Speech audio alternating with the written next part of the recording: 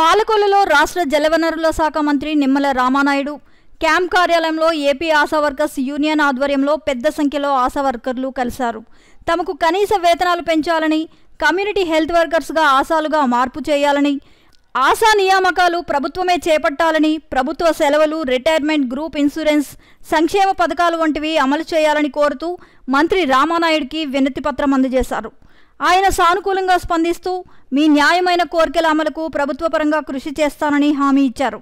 అనంతరం మంత్రి నిమ్మల మాట్లాడుతూ కోవిడ్ సమయంలో నేను తిరుగుతున్నప్పుడు మీ సేవలు చూశానని, ఆశా వర్కర్లు కనిపించే మదర్ తెరిసాలని పేర్కొన్నారు.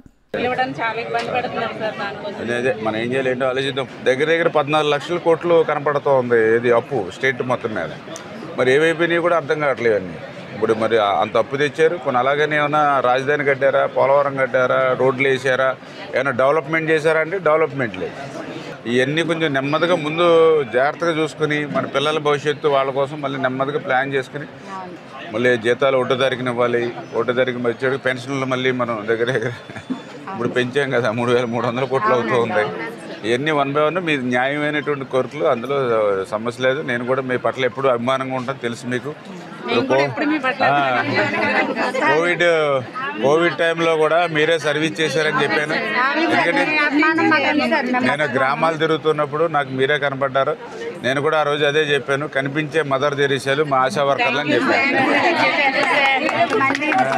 అంచేత రేపు రాబోయే రోజుల్లో కూడా దీన్ని నేను బాధ్యత తీసుకుని ఎంతవరకు మనం చేయగలుగుతాం అంతవరకు చేసుకుంటూ వెళ్దాం 1 by 1. మీ ఇల్లు బాగుండాలి, మా ఇల్లు బాగుండడం కాదు, మీ ఇల్లు బాగుండాలి. అదే అవ్వాలి, అది కూడా ఉంది ఇబ్బంది. పాపం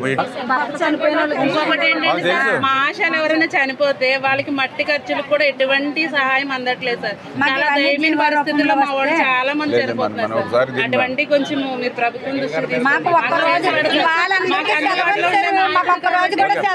అసలు ఇవాళ ఇమ్యూనైజేషన్ మేము ఎక్కడ ఉన్నాం కానీ అక్కడ నుంచి ఫోన్లు వచ్చేస్తున్నాయి, మీరు వస్తారేమో ఇచ్చేసి వెళ్ళిపోదాము అంటే ఇవాళ ఇమ్యూనైజేషన్ సార్. చిన్నపిల్లలు